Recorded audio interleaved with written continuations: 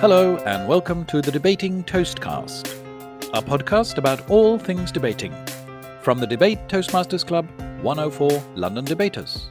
Hello, well in this episode I am lucky enough to be joined by one of my fellow members of 104 London Debaters, namely Tomas Zboril. Did I pronounce that correctly, Tom? Yeah. As good as possible.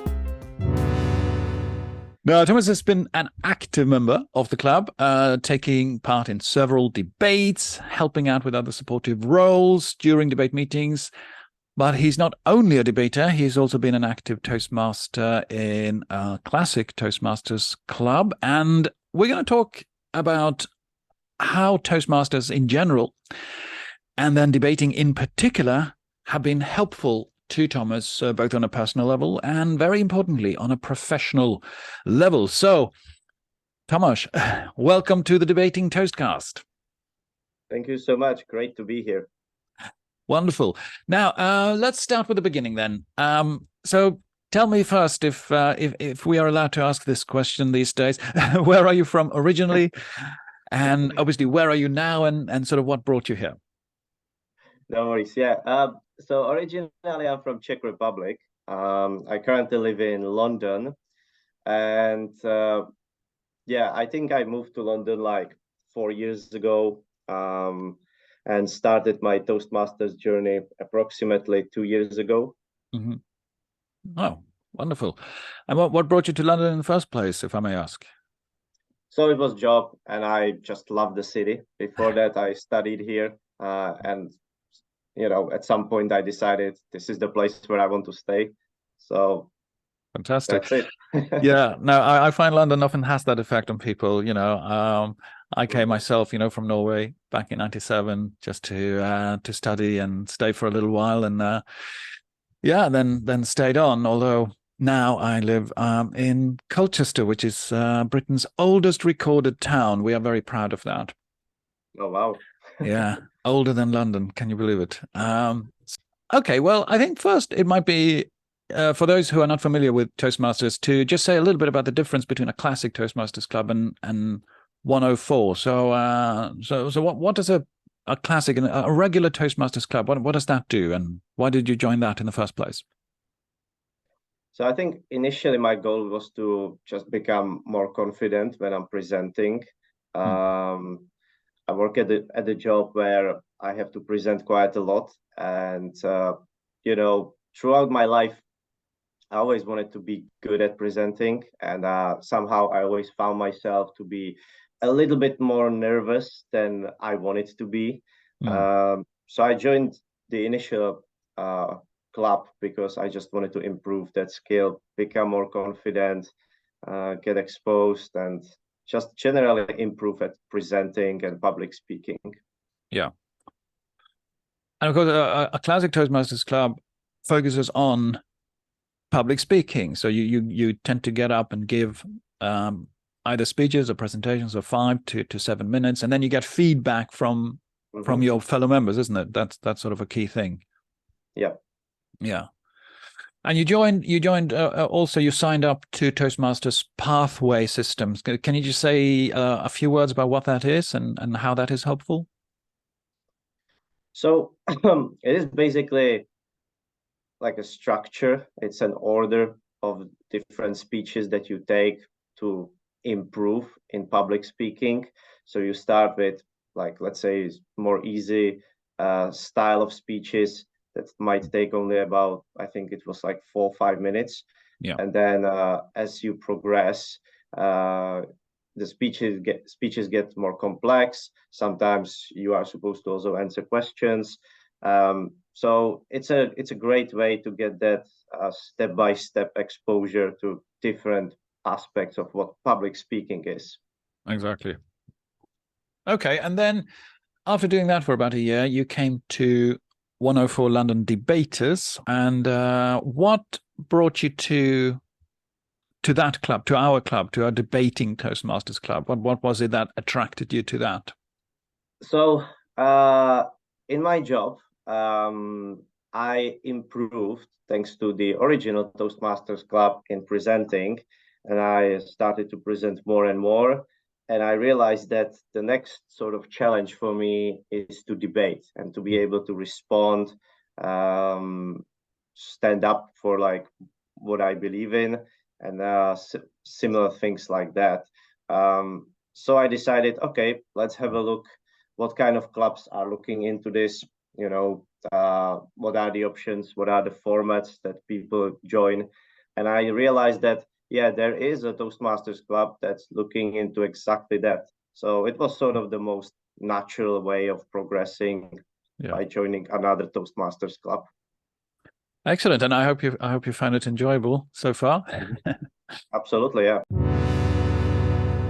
Now, you mentioned to me that Toastmasters and debating have both been helpful to you. I mean, you already said something about it now, and you mentioned it before, both personally and professionally. So perhaps could we first look at the sort of, from a personal point of view, how do you find that Toastmasters and debating have helped you, firstly, just on a personal, so leaving aside the professional bit for the first few minutes, and then just tell me how do you feel it's helped you purely personally?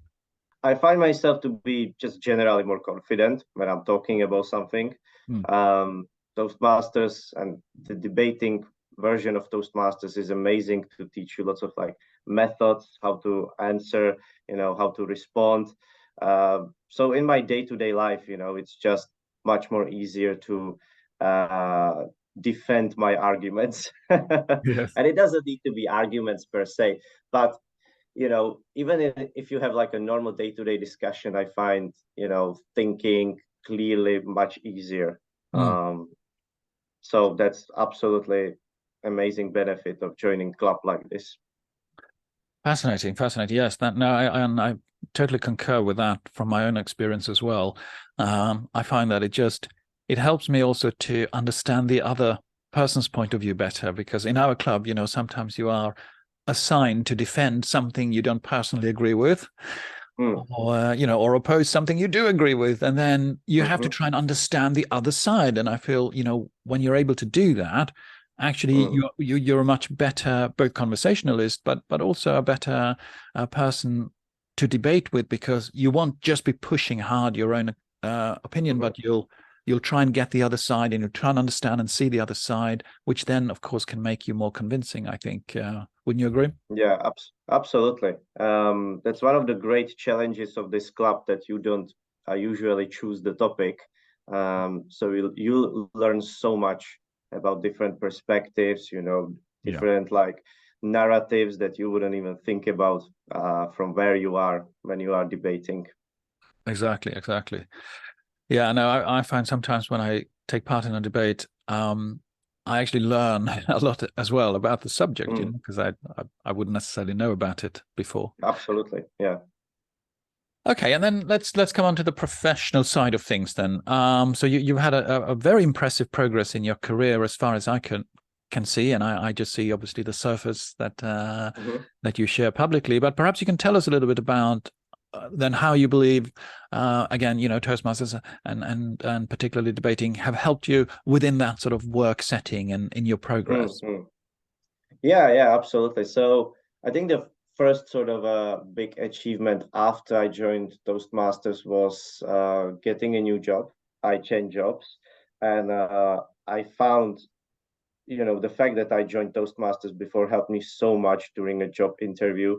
Like it's amazing. At that time, I was practicing presenting and public speaking all the time, basically in that previous club. So then you suddenly sit at a call like this, and you are asked something and you just keep talking. That was definitely the first big achievement. And then in that new job, quite recently, I got promoted, and it was, Congratulations. again, yeah, thank you so much. Yeah, it's yeah, still can't believe it. But yeah, I can definitely see the positive impact that Toastmasters had on that as well, because sometimes at my job, I'm presenting to like large groups of people, to people like 90 people are in the room, and you have to present something, or you have to present something to someone very senior, who is then going to ask you oftentimes very difficult questions, Yes. and all of this, Toastmasters massively helped with. Oh, fantastic. Yes. Well, just as you were talking, I was thinking how actually helpful table topics can be. So, Yeah. so just for anyone listening who's not familiar with what that is, so within Toastmasters, in a classic Toastmasters club, there will be someone called a table topic master, and he or she will prepare a few topics and then tell the audience, okay, let's have, for example, John, you speak for 2 minutes on what I love about London transport, for example. And then he has to get up and just give a short speech about that. And then within our club, in a debating Toastmasters club, we do these as mini debates, which are completely improvised. So the debate chair, the table topic debate chair, may ask, for example, someone might say, right, Jenny, you have to get up now and defend the motion. This house would introduce the kilt as a school uniform across all schools in Great Britain. And then she has to get up and just defend that motion and present it. And then the next person has to get up and oppose that. So so did you find that challenging when you first came to our club, Thomas? I mean, I still find those challenging. That's like a scariest part of Toastmasters for me. Yes, I bet. But oftentimes, it's also the most beneficial part because it's the part that you can, I think, least control. You just don't know what's coming, There is no way to prepare for it. There is no way to plan for it. It's literally just you presenting something or debating something at the moment. Yeah. So I find these to be really, really helpful. Like if you have any sort of public speaking anxiety, this is the best exposure you can get. This is like that Yeah. experience that you should get as much as possible to get rid of that anxiety. And of course, you are still a member, I'm glad to say, of 104 London Debaters, although you are, of course, very, very busy with work now these days with your new position. I guess that's the price you pay for success. No, Exactly. no time to do other things. Have you got any sort of Toastmasters goals still to reach, would you say, in the next few months or years? Toastmasters goals. You see, I think from a long term, I'm definitely planning to stay a member and keep getting that exposure because I think, lots of times it happens that you just need to keep practicing these things, just because you don't have presenting anxiety now doesn't mean you won't have it in like a year's time if you stop doing it completely. So I think it's always great to be a member of a club like this, and kind of keep maintaining that skill. Yeah. I definitely think that, it's like going to a gym, you just need to keep going to maintain the muscles. So this is the same. That's a good analogy, and of course, also it should be said, it's quite fun, isn't it? It is, yeah. You meet lots of great people there. Mm. And I mean, what else would you do on the weekend night, on the weeknight? On a weeknight, exactly. Yeah. No, well, why sit in front of the television when you can come and actually Exactly, debate yeah. something funny? Yeah. Do something for yourself, meet great people, get rid of your social presenting, public speaking anxiety, and just have fun. Absolutely. Now, I heard you. The last time I think I heard your debate was a few weeks ago, and the debate was on the motion this house would leave museum artifacts where they are, and so basically not repatriate them or send them to whoever claims they belong to their country or culture. And that was what the proposition put forward. But you, of course, you were on the opposition, and you were one of the what we call the rebuttal speakers for the opposition. And I seem to remember your side won that debate. So well done. Yeah. Thank you. I think your speech actually was a great contribution, because I remember you told a story as part of your speech where you traveled to Sweden and you Mm-hmm. went to a museum, found some Czech artifacts. So that's your home country, obviously, like you mentioned, Czech Republic, Mm-hmm. and you made a very emotional appeal, saying these artifacts, rightfully belong in the Czech Republic. And of course, I should mention at this point, important, that in all our debates, we follow something called the Chatham House rule. So whatever Thomas or anybody said in that debate or any debates is not regarded as his own personal views or their own personal views.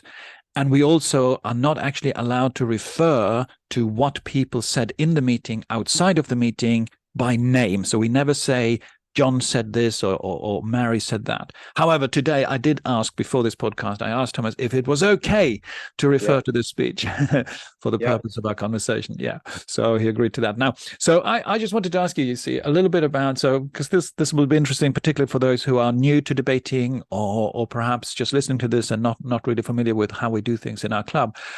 How did you prepare for that debate? Because you're in the opposition, so you don't know exactly what the proposition will say. Mm-hmm. So you had to oppose this motion. That's all you knew. You had to oppose the motion that artifacts should stay where they are. So how did you go about preparing for that? Yeah, I think generally speaking, we started by trying to figure out what the other side is going to argue. Mm. And we would sort of work and plan around that. There are some, when you look up things online, there are some general debates. There's some general discourse around the artifacts. So you kind of need to research that and then sort of narrow it down into something. Okay, what those guys actually are going to say. Yeah. And then you would start usually think about, okay, so we can counter argue at that. What else can we bring into the discussion to win this debate?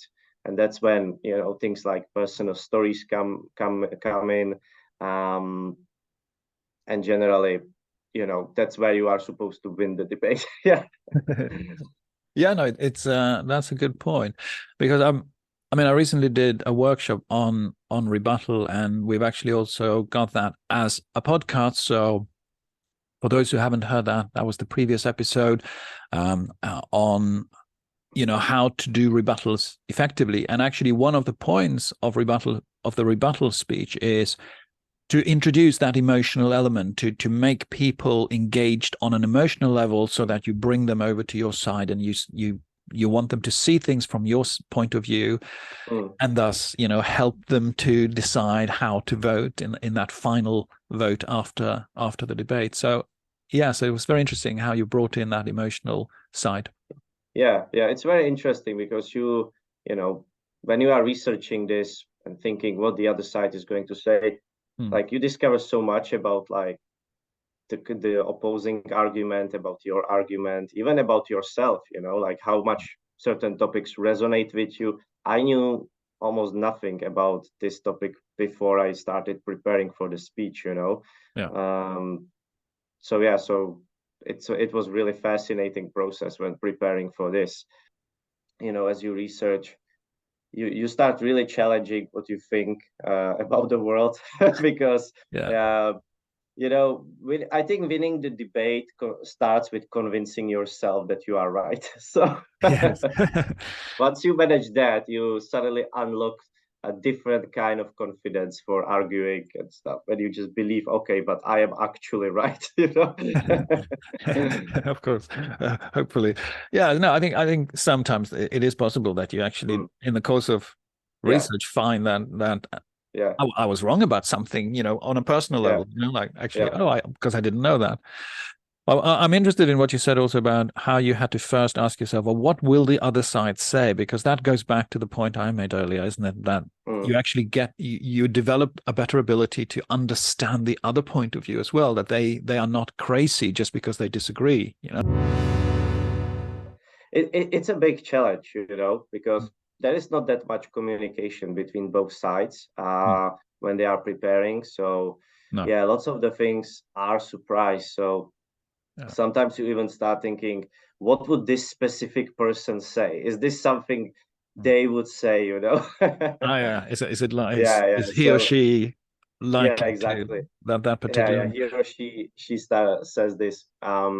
So Mm. yeah, it's lots of fun, big challenge, and for me personally, I just do more research on the topic.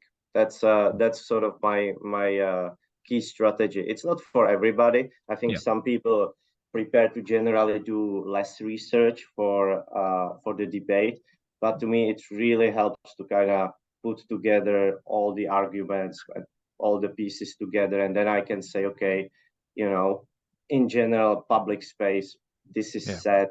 So I'm imagining they're going to be using this argument in some way. Yeah. Yeah. Um, but obviously, you can never really guess everything what they're going to say. No. So you still have to improvise a lot in the debate itself, Yes. and that's when really the debating skills come in, because you never know exactly what's coming. Exactly. Yeah.